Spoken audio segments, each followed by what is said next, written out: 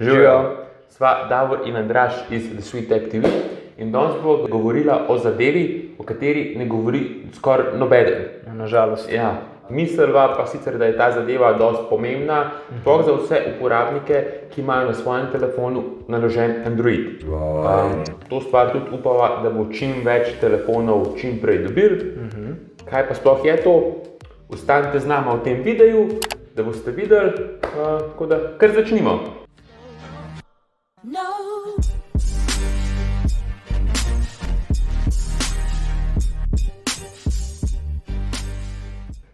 Ok, zadeva, o kateri bova danes govorila, se ji reče RCS.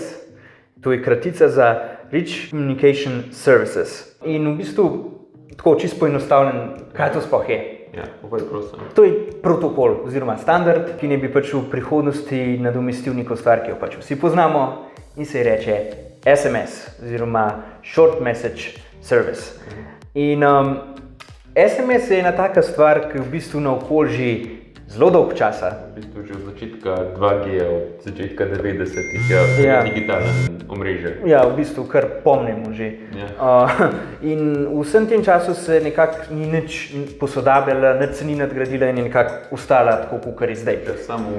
Samoumevna. Ampak zdaj smo leta 2020 in počasi bi jo bilo fajn že malo nadgraditi, ker tudi nimamo več toliko slabih kamer na telefonih. Pa pač v bistvu SMS-i so skozi bolj zastareli. Ja, v bistvu. Ja. Tukaj se pa vključi RCS. To je pač v bistvu nov protokol, po katerem bi se SMS-i in MMS-i na novo lahko pošiljali. RCS se od teh trenutnih protokolov za pošiljanje sporočil razlikuje po tem, da namesto mobilnega omrežja oziroma 2G omrežja bi se lahko sporočila pošiljala prek Wi-Fi-ja oziroma podatkovne povezave oziroma mobilnih podatkov. Kaj pa to sploh pomeni za končnega uporabnika in zakaj bi vsi vi mogli več vedeti o RCS-u? Ok, dajmo si predstavljati naslednji scenarij. Imate zelo, zelo slab dan. Šef vam gre na živce, fant vam gre na živce, punca. Toliko zelo slab dan. In pač morate to nekako svojemu prijatelju ali pa prijateljici sporočiti in napišete en zelo, zelo dolg tekst. Pač ogromen. In vi to pošljete. In vaš prijatelj / prijateljica na drugi strani dobi razsekano sporočilo tako po več delih, pa po možnosti še fajn pomešano med sabo. Pa si sam jezen. Fejst ste jezen. Ok. Zakaj se to zgodi? Zato, ker ta protokol trenutni SMS omejuje vse skupaj na število znakov 160. In kar je več od tega, dobesedno razbije po delih in pošlje vam naprej. In nimate neke koherentne celote. Ampak za RCS bi bila to stvar zgodovine, ker bi vam vse poslalo brez kakršne koli limite v številu znakov.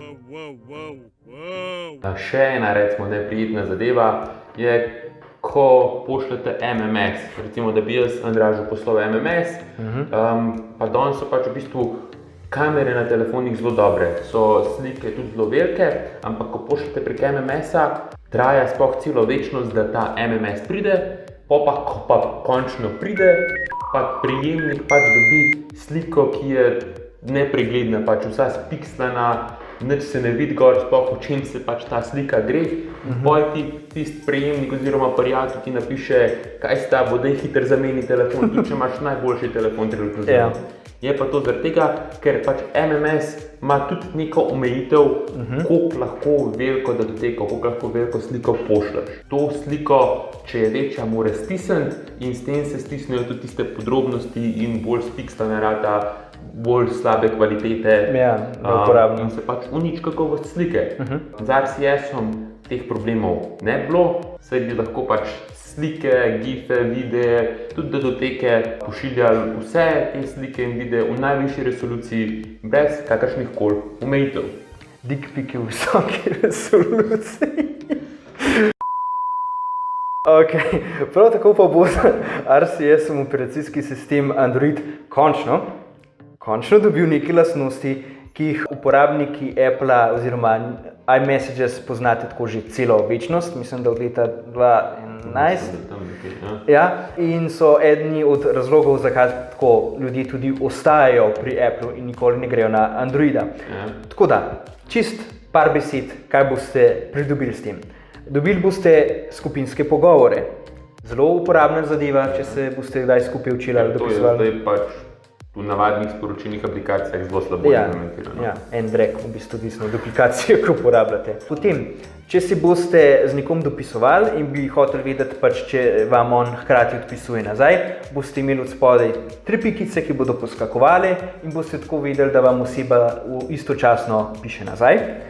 In pa prejeli boste, to se pravi, če boste poslali neko sporočilo, hočete vedeti, da je prejemnik to sporočilo prevzel in prebral, boste dobili lahko nazaj povratno sporočilo o prejemu. Ne vem sicer za kakšno... Ja, če ti bejba odpiše, pač je samo sin, ne sin, ja, točno. Postija, ne? Ja. Ja, v bistvu, to je zelo uporabno. Velik tak izkušen imam. Ja. No, pač se verjetno se tudi sprašujete, vidva, vse to pač vse skupaj že imamo na WhatsAppu, na Viberu, na Telegramu, Facebook Messengeru in na drugih podobnih aplikacijah, pač res, imate to, ampak ni pa to v prevzeti aplikaciji za SMS-e. Ko pa bo ta aplikacija nadgrajena z RCS-om, bo dobila še vse te dodatne funkcije, ki jih je Andraž omenil, uporabniki iMessages, tako kot so že rekla, vse te funkcije poznajo celo večnost, pač sploh Američani, ki so zelo navezani na iMessages in na Appleove naprave, za njih je recimo WhatsApp, Viber in podobne aplikacije so za njih tako španska vas. Sploh ne poznajo. Ja, sploh ne poznajo jih praktično. Google pač do zdaj nič podobnega v svoji aplikaciji za sporočila še ni imel vgrajenega, zdaj pa to v bistvu prvi poizkus, da bi Google v svojo Google Messages aplikacijo vgradil podobne funkcije z RCS-om. Če pač to uspe, bo končno Android imel nek univerzalen standard, s katerim bo lahko konkuriral Appleu in pač tistemu modremu oblačku, ki ga vsi poznamo iz iPhone-ov. Ja, sliši se zelo lepo, ampak če je Apple to poznal že od leta 2011, je RCS potreboval 11 let, da se je zagnal. Od leta, to se pravi, 2007 do leta 2018, ko je končno postal univerzalen, standardiziran, 11 let je dejansko preteklo, da so ga zagnali. In še tudi zdaj, ko je enkrat v fazi, da je standardiziran, prvič je odvisno od ustvarjalcev aplikacij, da ga oni sploh noter v te aplikacije vključijo.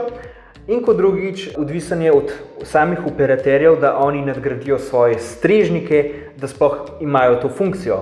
In operaterji žal niso imeli do zdaj neke iniciative, da bi to sploh počinjali na veliko. Do zdaj, ker se je v zgodbo končno vključil stric Google in nekako zaobšel to potrebo, da se dogovarja z operaterji, da oni to vključijo. Pač to je v bistvu začel pred koncem lanskega leta, uvajati svojo stock aplikacijo oziroma prevzeto aplikacijo Google Messages. Tako se je znašel in zaobšel zahtevo po sodelovanju z operaterji, kar je pač te operaterje prisililo, da so tudi začeli z zagonom RCS-a na svetovni ravni v teh aplikacijah od proizvajalcev in na svojih nastavitvah. Kako boste pa sami prišli do posodobitve, lahko čakate na obvestilo, ki vas bo vodil do pač posodobitve prek Google Play Store s funkcijo Klepeti, ki vsebuje RCS funkcije. Lahko pa preprosto naložite najnovejšo aplikacijo oziroma najnovejšo verzijo Google Messages. Zgoraj desno greste po aplikaciji v nastavitve, izberete funkcijo Klepeta in preverite, če vaš operater te RCS funkcije podpira. Tako.